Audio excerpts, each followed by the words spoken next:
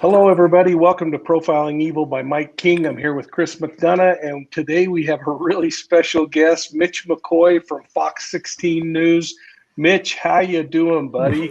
I'm good, Mike and Chris. Thank you so much for inviting me. Hey, Mitch, it's Oh, great to have you. yeah, We're we're excited. thrilled, Chris. Just tell people what's so cool about getting Mitch to join up with us today. Yeah, well, so Mitch covered a huge case in Arkansas, and he's been like the point guy, and he's got all the scoop. So we figured, let's get the right guy here. So here he is, Mitch. Tell us a little bit about you and where you're at and what you're covering. So I am a breaking news anchor for Fox16 and KRK4 in Little Rock, Arkansas.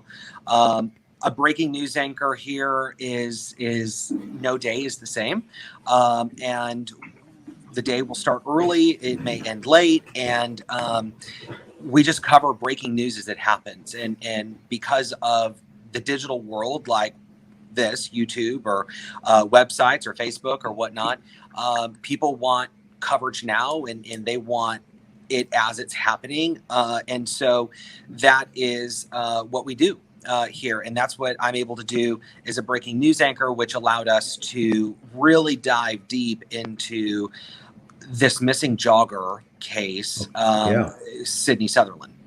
Yeah. So and real fast, a little note about Little Rock, right? The Peabody. Tell us about the Peabody, where the ducks, right? Right? If you haven't seen the If duck you haven't walk, been duck walk, guys, go to the duck walk. Right, Mitch, down there? You know, there is so much to do in Little Rock when it's not, really hot out. Surprisingly, it feels pretty comfortable today. Yeah, awesome. So we have obviously this case that you have covered extensively. And by the way, just absolutely fantastic work, right, Mike? I mean, this guy, he's the real deal. And so let's tell everybody, who this young lady is. It's Sydney Sutherland. And I'm going to pull up a picture of her, Mitch, but we want you to kind of drive this today and tell us, help us. One of the things we try to do at Profiling Evil is, instead of always jumping right to the whodunits, we go right to the who is the victim and why did they become a victim. And as we start to humanize these people, we remind people that out there that they are a whole lot more important than these suspects who end up getting convicted and held responsible for these crimes. But yeah, thanks, Chris. Yeah, tell us about this beautiful gal. Well, and if I can, let me just preference it with the town first. So we're talking about Jackson County, Arkansas. It's the town of Newport. It is not a large town whatsoever. Little Rock is a population of 200,000, and that's just residents. So this is about an hour and a half out.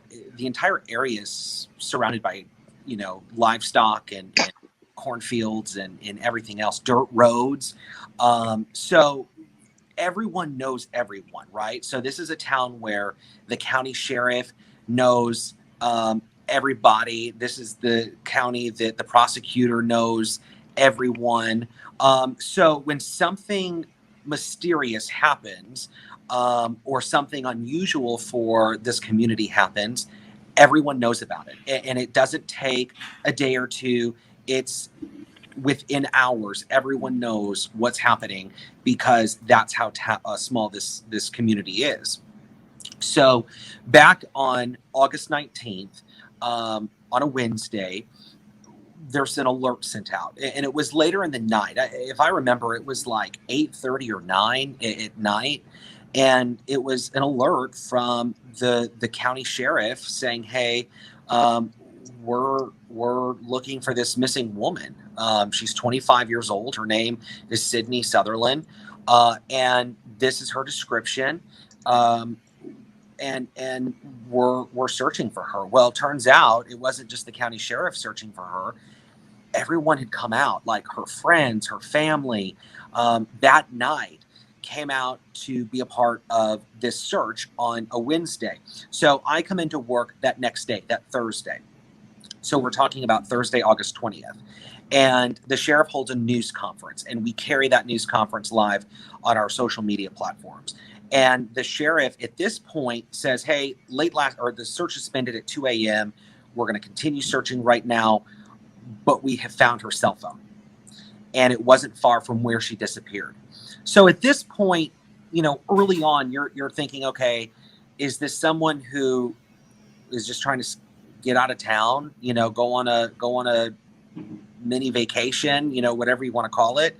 But when we heard that her phone was found near the area where she was jogging, which, keep in mind, is a dirt road, that's when I think everybody's eyes went up and eyebrows went up. So, hey, Mike, so this would be probably a good time to maybe talk about the victim risk continuum and see where Sydney fits in this situation here. What do you think? Oh, that's a great idea. Mitch, are you okay with that if we kind of explore a concept? Yeah, absolutely.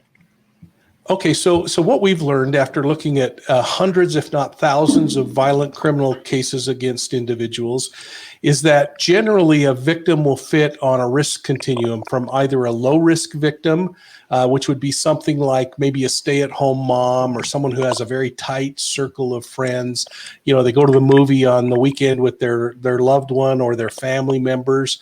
They worship in their church, synagogue, or mosque, and they have a close-knit group of friends that are part of that religious organization.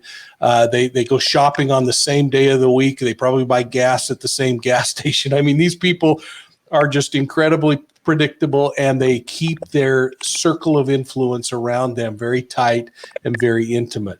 On the other end of the spectrum, we would have someone like a sex trade worker or someone involved in narcotic trafficking. And then we would consider this to be a high-risk individual. And what we've learned after looking at these cases is that statistically, a high-risk victim will be perpetrated upon by someone who is unknown to them, a stranger. And that event, that criminal event that they're involved in, is makes them a victim of opportunity. They happen to be at the wrong place at the wrong time. Conversely, when we think about the low-risk victim, what we have found is that they are perpetrated upon by people who are known to them, or know them, or they know the perpetrator. But there's a more intimate relationship, and it could be unknown to the victim. It could be a peeping Tom peeking through the window and creating this relationship. But and most importantly, that they are a victim that is a target. They are a targeted victim. Now, I don't know, let's pull back for a second, Chris, and kind of explore this with Mitch. Mitch, where would you put Sydney on that simple continuum? So from everything that we know now, and this case is still rapidly developing, from what I've heard about her, from what people in town describe her as, she's a nurse, very well respected. From what we understand, her mom is also a nurse. I don't even know if she would fit inside those spectrums, because if this is low, she's below low. She is the person that you would not expect to be a victim of a crime. And I'm mixing in, you mentioned situation. I'm mixing in the fact that Jackson County, you hear about a homicide, you don't think Jackson County that there'd be a homicide in this community. This is a community that does not have a lot of crime. It is a very small, quiet area. And so that's why I would fit her, really on that very low, if not below low level of your spectrum. Wow. So, Chris, maybe we could just take this one step further. Sure. We now can kind of identify this is a low-risk victim. How could she become more high risk? Well, so what we'd want to know, Mitch, is a little bit about some of the geographical profiling scenario. Or what kind of roads are available nearby? What kind of other individuals that potentially could be around town? neighbors, friends, sex offenders, those kinds of things. So tell us about some of those details. Let's start with the geographic side of it. Yeah, I mean, because Mitch, what we found is that really the only thing that can change those parameters a little bit are situations, circumstance, or environment. In effect, she goes outside of her circle of safety and comfort, maybe by just simply getting onto the road and starting to jog. Right. But we can see how these risk levels can change and start to creep up based on those changes in situation or environment. So yeah, let's hear what you got to say about that. So let's picture just a square. Plop it right in the, pick the middle, and that's her house. And then surrounding it is field. It's barns, farmland, and in between those squares are your county roads. A lot of them are dirt. Some of them are paved, but for the most part, this is a very, very rural area. And you're looking at that map, that really goes to paint that picture, because there's nothing around. We are. I remember driving down the road because we went up there after I left the studio and went up there during the search, or at the end of the search, and everything was mostly farmland. I think I still have some pretty large mosquito bites from being out there. So that kind of paints a picture for you. So not a lot of movement. Not sure how many people would jog in that area. There's a highway nearby.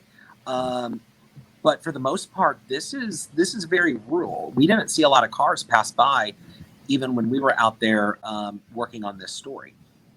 So it sounds like, Mitch, what we're hearing you say is obviously this is a farm area, right? An agricultural type of setting. Okay. Yes. And, very limited travel.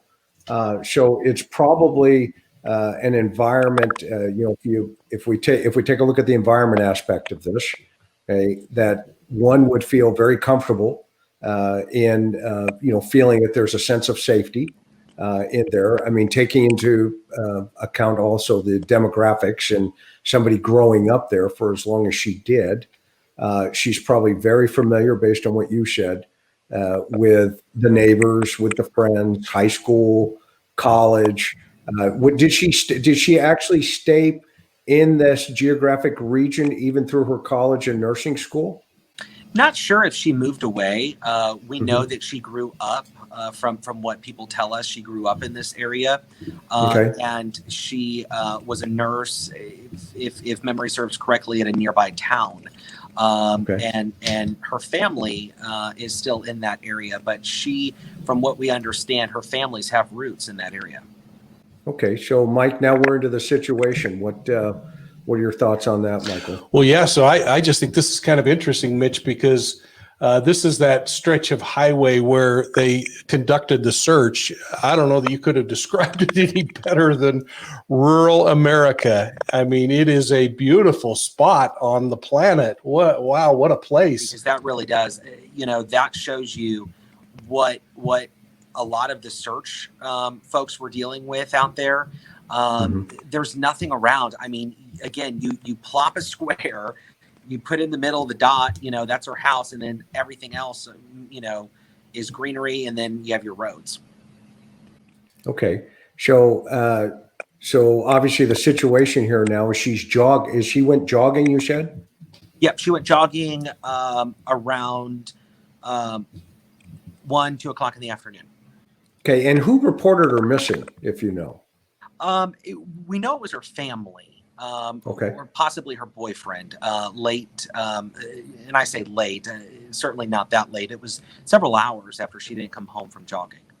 Okay. So typically is just like a habit of hers that she, exercises certain days of the week, or, she would run certain days of the week. Explain that a little bit for us. We did hear from people that she would jog or walk in that area quite a bit. We heard some rumblings about a, gym membership. We never were able to get answers on that. But what we do know is that jogging was somewhat of a routine for Sydney, and not sure if she takes the normal route or if she has a normal route. But at the end of the day, you know, there's not many places to jog or run in that area where her home is. I was going to say, did she leave from her house then? From what we understand, yes. Okay, so she leaves from her house. So Mike, you know, so here's the situation, right? I mean, we're setting it up to where, you know, here's this young lady. She's going to go exercise. Did she take any items with her? You know, typically we see things, you know, that, you know, in today's environment, you know, your address is your cell phone. So did she have her cell phone? We know from the sheriff that she had her cell phone. She also had an Apple Watch with her. Okay. Talk about that a little bit, Mitch, and why that was so significant. So what we found really on Thursday, the day that the sheriff held the news conference, was that when reporters were asking what is happening or what do you guys know so far, we know that the sheriff told us that she had her cell phone with her and that she had her Apple Watch with her. And so the sheriff didn't allude to any other items that she may have had with her, but we know that Thursday he had said in the morning that they found the cell phone, or excuse me, that she had her cell phone. It was later that day that he announced that they had found it. You know, I think that's really significant, Mitch, from a couple of standpoints. One is we've watched a lot of cases around the country and frankly around the world where there are different philosophies in different law enforcement agencies about what information they're going to release to the public. Here you had a sheriff within hours holding a press conference, calling for the community to come out and start searching. I think that's really significant. Even sharing some information like she has a watch or an iPhone with her. That can be risky in some cases, but I think it says a lot about the sheriff. And frankly, I just wanted to ask you, you served as a PIO, a public information officer for a sheriff's department. Tell us about your impressions about your hometown sheriff, knowing that he's going to be watching this too, by the way, Mitch, so you got to be ready for that. But. Well, so I will say that I think that there were a lot of moving parts in this case. I think that the sheriff was trying to give as much information as he possibly could. But I think that what we've later learned and what we knew or what I knew was that at that point, the phone was still somewhat relevant, but not really. Right? I mean, if we all know, and for those who don't, if a law enforcement agency is thinking, okay, this phone's about to turn on, then we're not going to release that. We don't want to give away, what could be a life-saving tool for this young woman. So at that point in the middle of the news conference, my bells started ringing because I knew that there was some kind of confidence with investigators that she no longer had her phone or her phone had been off. But it was somewhat surprising, in terms of pinging and things like that, that they hadn't found the phone. Little did we know they found it several hours later. So that is a critical point. Thank you, Mitch, for bringing that up. And Michael and Mitch both. So as we know, okay, and you just pointed it out right there, if this is a lifeline situation for a victim, hypothetically, right? And this is, at that early stages of an investigation, the last thing the sheriff wants to do is see, 6 satellite trucks pull up and say, what's going on, right? We used to call you guys the beast, okay? Because, and if you don't feed the beast, okay, quickly, and by the way, we're from, both Mike and I did our time out west, and, we were in Southern California, and we had, 11, media markets. And so you guys were running a lot, weren't you? Well, we learned what not to do. How about that? Yeah, exactly. It's run, run, run. But back to the point. So you made a very interesting point, and this is critical to what you said. You said if this was her lifeline. Okay. Now that's critical because that also tells us, meaning the public, that that's her address basically. And in an investigation, law enforcement's going to keep that close to the chest that, hey, that could be her address. Okay. But now the flip side to that is once that address has been discovered, okay, it's even more critical, okay, to tell the public at some point to take that piece of the puzzle away, that that address has been found and she's still missing, okay, or it's correlated to the missing situation. So what was your experience with the sheriff when they dropped that information on you? Well, what did you feel? Again, these are just, and this is just, me speaking hypothetically, looking, at the case from an outside perspective, not being right in the middle of it, or not being right in the middle, behind the scenes with law enforcement. But, from the outside, you saw the sheriff hold that news conference. It was shortly after that news conference when her phone was found not far from where her house was, that we saw state police start to take a more front row seat to this investigation. And so that is when we started to still receive information, but the information was carefully dissected before being released. Yeah. Okay. So they started to evaluate the information as it was flowing in, and what they were doing, as Mike and I have talked on other situations, what the investigators do is what we call compressing the investigation.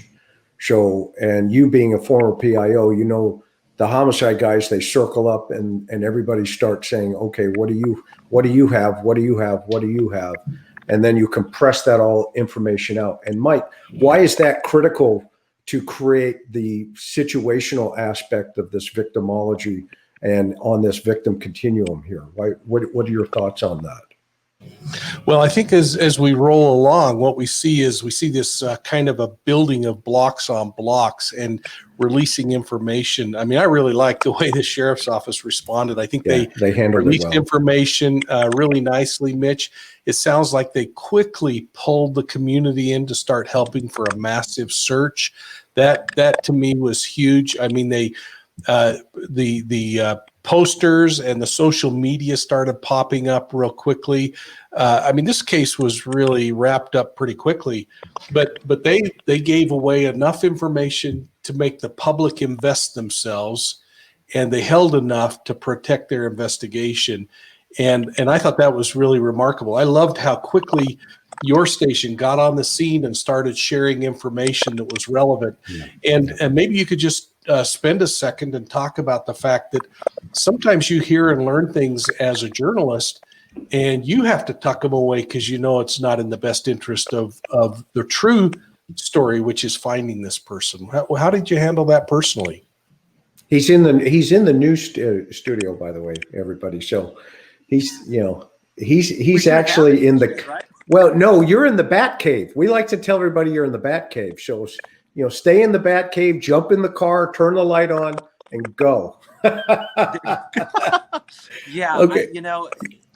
I wish I could, we have a smart board, and I was thinking when you guys brought up the map of this search, I wanted to walk over to the smart board. We have a smart board in our studio, and authorities were talking about the grid search. So you guys know what a grid search is. And for those who don't know, it's basically, cops that go up and down and make zigzags during this search for Sydney. And so I was like, man, I wish I could use the smart board to show you guys, and I can draw it out and everything. You got someone there that can help you, Mitch, to hold the camera and go do it. Let's do it.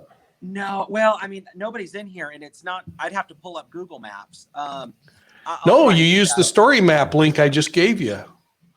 Oh yeah, we could do that. Let me see. Oh yeah, if you're gonna do our show, you got to use Esri technology. Yeah, let's go. So while I pull this up in the studio, I will talk a little bit about, and I'm kind of fast forwarding. I hope you guys don't mind. No, you're fine. This is great. Just because I think that the question you asked is pretty interesting, and I think that it goes back to, yeah, we're journalists, but we're human too.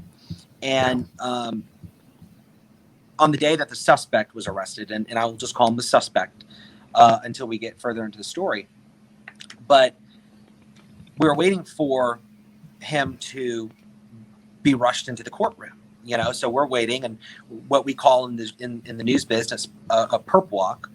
The family came out first, and you could see the state trooper, and the state trooper was a little, he paused for a moment because he knew the family did not want to be videotaped. The mom, still in her scrubs, was just completely distraught, and so. Right.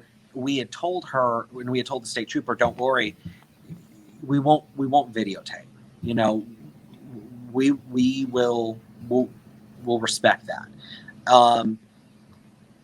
And I think that, and we turned the cameras. You saw her face. I mean, she needed help coming down the steps. She's distraught. I think that moment was very important for us as journalists to just hit the pause button and remember that we're dealing with real people. We're dealing with people's emotions, we're dealing with people's hearts, and there are hearts hurting in this community. That is such an important, and kudos to you as a professional that you understand that principle. But because let's measure that against the first day you met the family, okay? And before they found her, when it was announced she's missing, what were those dynamics of that family that you were dealing with? Well, to be honest with you, we didn't meet the family. Okay. The family didn't, and to this day, the family hasn't done any interviews. And I think that speaks volume to how unexpected this was, for everyone. I don't think that any family expects that their loved one's going to go out and be the victim to a heinous crime later that day. But I think that this family was so caught off guard. 1 minute they wake up, they might be having breakfast with the family, or, and I'm just making this up at this point, but, she may have called mom earlier in the day and said, "Hey, I'm going to go for a run," or, "Hey, I'm going to the grocery store." And then, boom, this happens. So to this day, the family hasn't spoken out, and I think that, there's still a lot of hearts hurting in this community. Just because, again, crime just doesn't happen here. Right. Crime does not happen in Newport, Arkansas. Right. And so I think that kind of adds into, the mix of just how unexpected this was. Okay. See, and this is, again, it's another good point that you have. Are mom and dad married? Do you know? I don't those dynamics? I don't Okay, know. that's fine. That's fine. Brothers and sisters? Yes, from what we understand. Were they engaged in the search? That family members? Do you know? From what we understand, yes. Okay, who was heading that up? Do we know? Was it the sheriff's department? And were they working hand in hand? Obviously to communicate with the family. Not sure who was heading up the search. There were multiple people involved. So the Jackson County Sheriff's Office was involved. The Jackson County Office of Emergency Management was involved. OEM, right. We had state police, Arkansas State Police. Yep. We had neighboring law enforcement agencies. So, law enforcement agencies that are actually in completely different counties were responding to assist in this search. Game and Fish was involved, along with the Arkansas Department of Correction. The Department of Correction, they have a lot of dogs, tracking dogs. And so usually whenever there's some kind of search or some kind of tracking that needs to take place, a lot of law enforcement agencies here in Arkansas depend on the Department of Correction. Yeah, so this is a massive mutual aid scenario, Mike, which obviously showed great they, job. they must have had some quick intel that raised this thing pretty rapidly. Mitch, can you speak to that? Well, I think it goes back to the cell phone, right? I mean, Yeah. I wasn't inside, when investigators were talking about all of the things that they had, but at least here in Arkansas, and you guys were talking about, the different scenarios that law enforcement agencies have in determining what are we going to release, what are we not. The bells went off when they talked about the phone. The phone wasn't on, the phone was off. And so, at this point, I think that you had a scenario that people, at least law enforcement knew something wasn't right here. This was not like her. Her phone's not on anymore. And I think that that's ultimately what sparked this massive search for her, and not to mention relationships, right? I mean, this is your county sheriff who knows the family very well, knows Sydney very well, and everybody's like, this is not normal, right? So I think that all of that mixed in really sparked what became a massive search and now a high-profile homicide investigation. That's critical. That phone was critical, and obviously, if the phone was in her house, that would have changed those dynamics drastically, even more so, and versus being found out in the field, where ultimately that assisted in discovering where her body was located, if I'm correct, right? Yeah, well, so the phone was found. The phone was found about a mile from her home, and it was north of her home. And then that was Thursday night that we got word that the phone was off. No, wait, is this correct then? Mitch, just look at the map for a moment. The search area here on 18, I'm Highway 18, thinking it's 8. And is this accurate for the area where she lived? Up toward the north of the map? Yeah, so she lived Highway 18 near County Road 41. Okay, so, and then you're saying that phone was actually located a mile north of that, so further up the road here. Yeah, up near, if I remember correctly, the Highway 41 area. Okay. So was she running north then? Was she running north up on this 41? She was running Highway 18, County Road 41 area. And not only did there was the cell phone found in that area, a UPS driver actually saw her in the area of Highway 18 between 2:30 and 3. So, and that's between the towns of Newport and Grubbs. So that map is okay. in that area.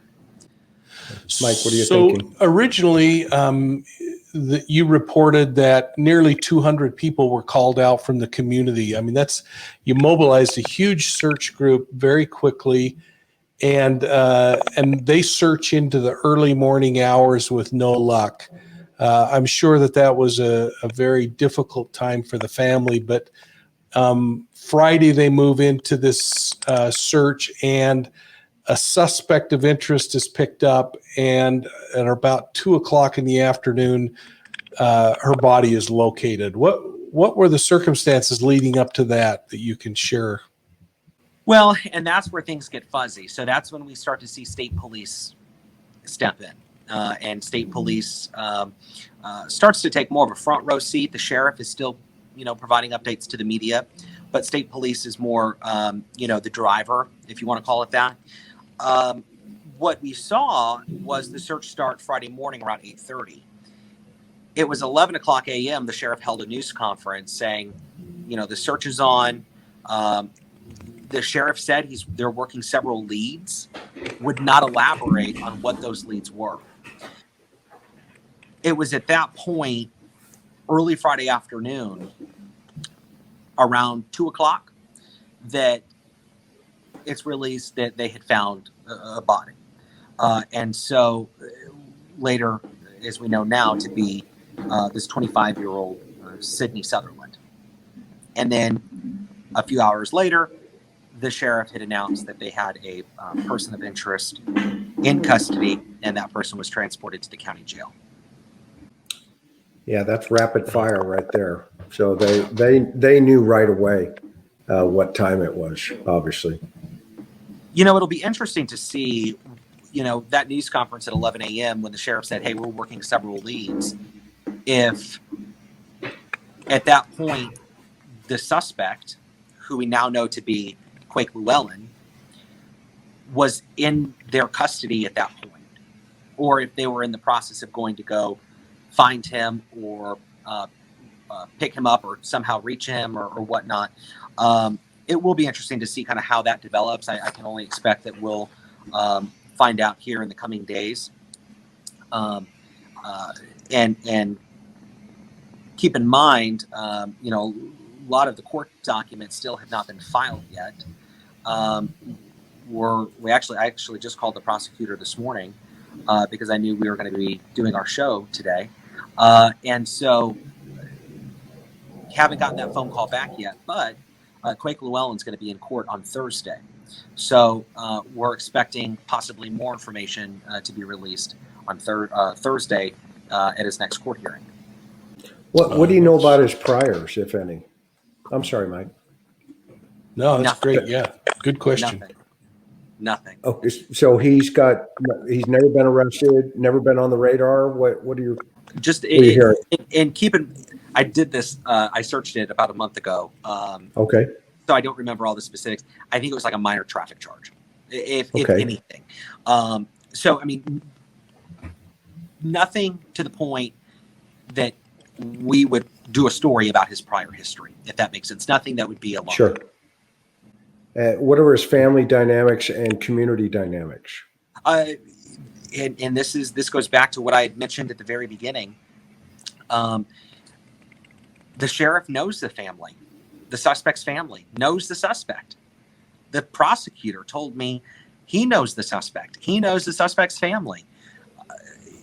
This was a family and a suspect that everyone knew in town. So that's another interesting point to this because he is very popular and he's also a farmer. When you say pop, go, Mike. Yeah, what do you mean by popular? I said the same question. Popular just meaning that everyone knew this family. Everyone knew who he was. Everyone, it's a last name. Hey, do you know the Llewellyns? Yeah, I know them. They live over here. That's what I mean by popular, by everyone knowing who this family is. So, maybe popular is a strong word for a small town, but clearly well known. Clearly well absolutely. known. Yeah, absolutely. So we roll into Friday, and her body is located and is now sent to the medical examiner's office. And if we look at the map, and if we have, from what we found online, accurate information, I mean, this is just such a quaint, cute little town. But she's taken to the coroner's office. Obviously, Llewellyn is now arrested, and he's taken to the county jail and processed. And we start to see this case rolling forward.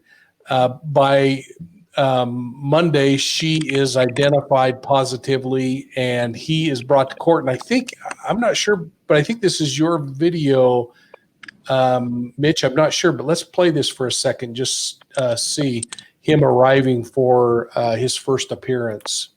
Did you put the microphone out? Yeah. That's you. That's my video. Start that over. There we go.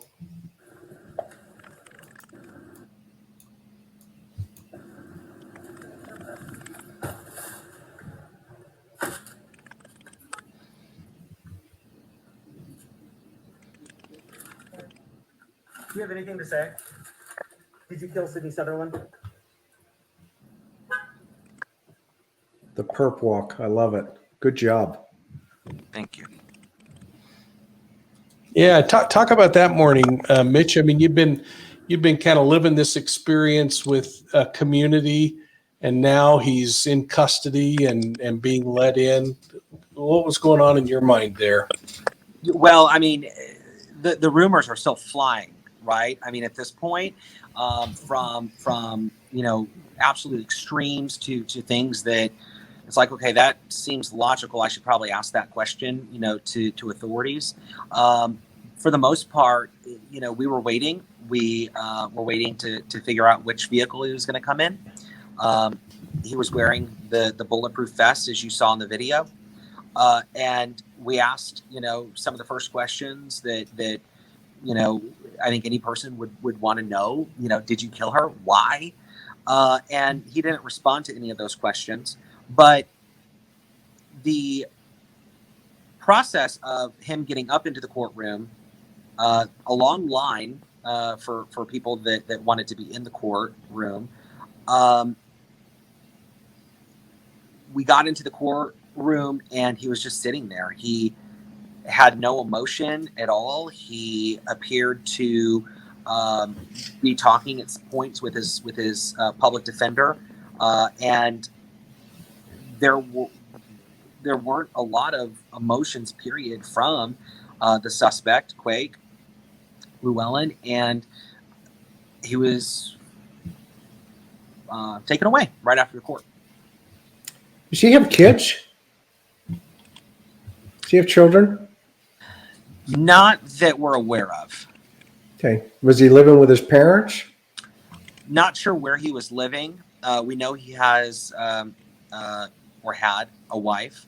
From what we understand, the wife has filed for divorce.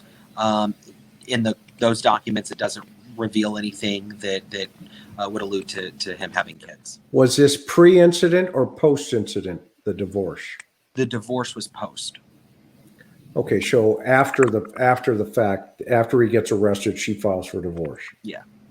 Do we know the dynamics before the divorce in relationship to his family dynamics? Not really. Everybody surrounding this case, people that have been impacted by it, are I don't want to say shut down, but they're shut down. They're hurting. They don't want to talk about it. And to be honest, I can't blame them. Hard to blame them. People are just shut down. People are shocked. They're not. They're emotional, and they just, the last thing they want to do is see a camera in their face. Yeah, no, we get that totally. When you're having a distraught mother and father whose daughter goes out on a run, and within a day or two, she's discovered brutally murdered on the side of the road of the community that she grew up in. Those dynamics are absolutely, just crazy, phenomenally sensitive. You have to be very sensitive to that, and that's good that you're doing that, and that you're able to tell her story correctly without interfering in those dynamics of that sensitivity to that family. So exactly. Mike? Mitch, we have on the story map that we have on our website about Sydney, we have reflections from friends. We have clips from the memorial service. Did you attend those memorial services or any of those functions? And we'll let people go there to learn a little more because we do want to talk a little bit about the suspect at the end for just a moment.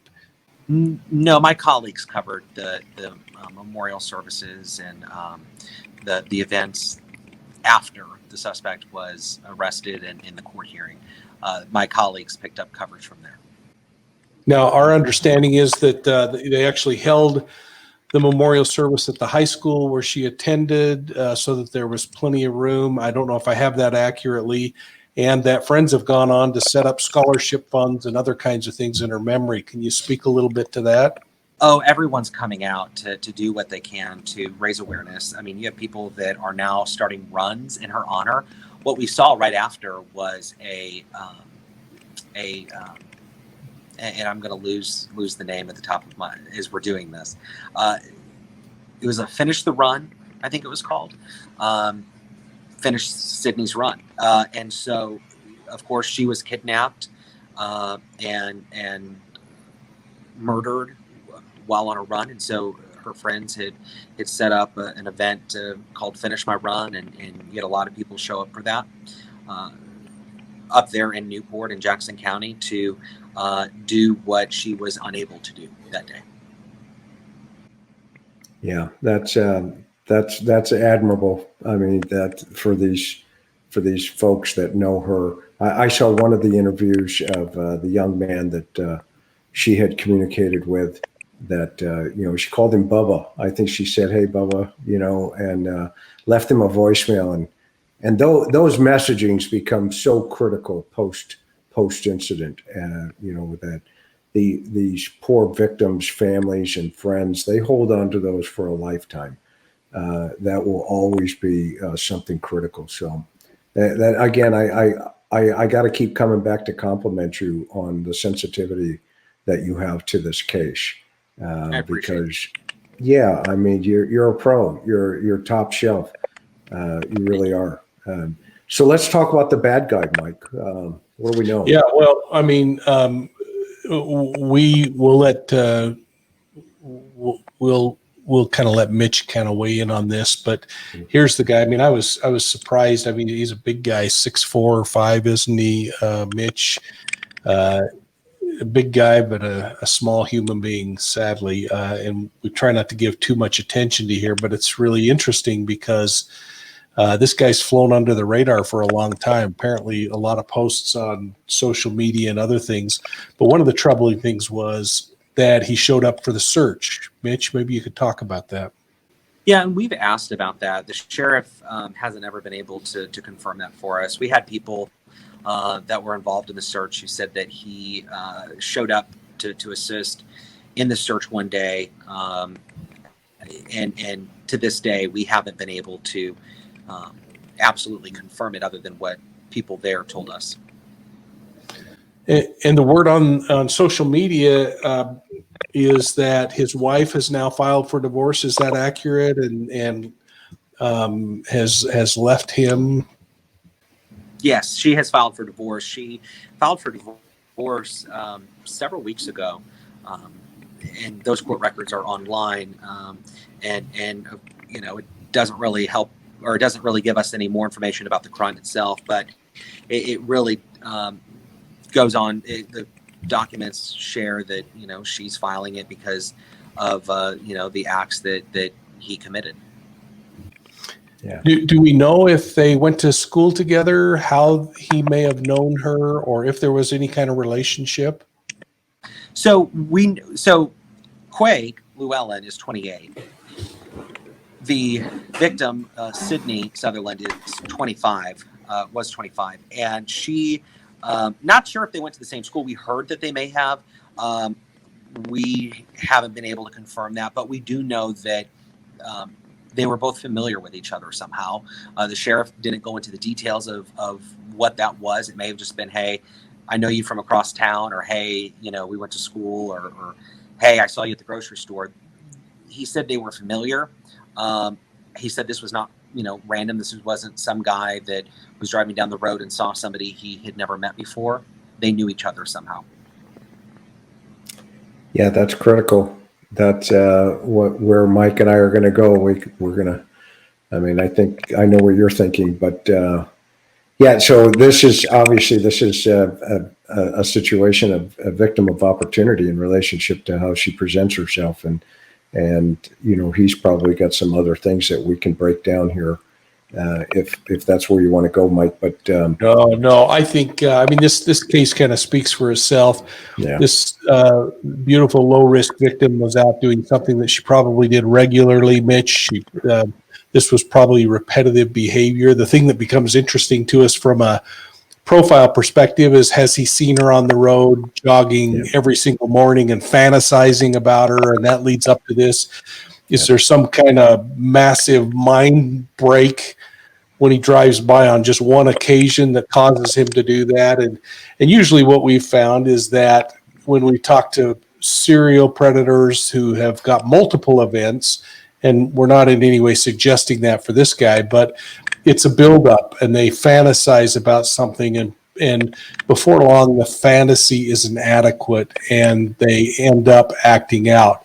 Where legitimate people kind of conk themselves in the head and say, "Quit thinking about that," and that's inappropriate, and and they make legitimate kinds of decisions in their lives. And so it will be interesting to see how this unfolds in the court system. It's great for us, and we hope that you'll come back sometime and just kind of keep us filled in on what's happening on this case, because it's one of the things we try to do is spotlight that there are things that we as human beings can do to minimize their risk. And I guess maybe, Mitch, what I'd like to say to you is, how do we find something to learn and something that is good to come out of such a horrid tragedy?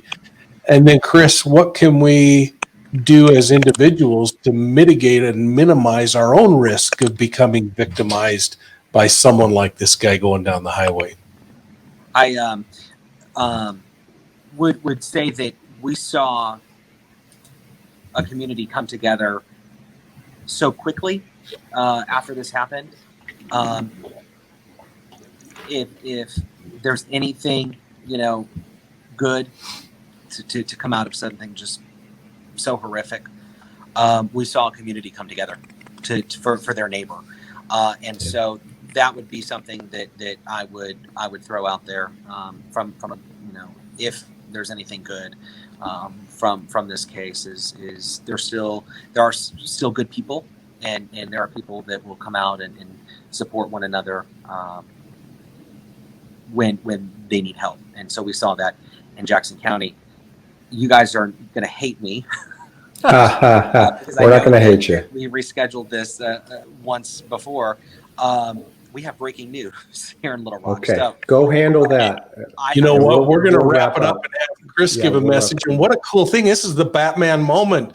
I mean, drive through the cave and let the water hit your head, man. Yeah. The producer just came in and said, you got to pick up the bat phone cup, answer it. Yeah, I got to go. Okay, go. Mitch, thank you so much, folks. Mitch McCoy, Fox16 News, on the Sydney Sutherland investigation and the reporting he's done. Mitch, the very best to you. We'll talk to you soon. Hopefully you can give us an update after Thursday's meeting. Absolutely. Fantastic. Thursday. Thank you, guys. Good luck. Bye-bye. Thanks, Go for Mitch. a run. Goodbye. Thank you. Yep. And Chris, let's just kind of jump over to this idea of what can we do as individuals to minimize the risk that we face in these kinds of cases, because we're all subject to it. We all have loved ones that go out and are jogging on a street or end up in a position where their risk level starts to increase. What can we do to help them? Mike, so this is a situation that's always extremely, when you hear it, it's like, so scary, right, for anybody. And a lot of our viewers, obviously, are women. And so this is a situation that is a random opportunity, probably well known to the victim, i.e., what you pointed out a little bit ago.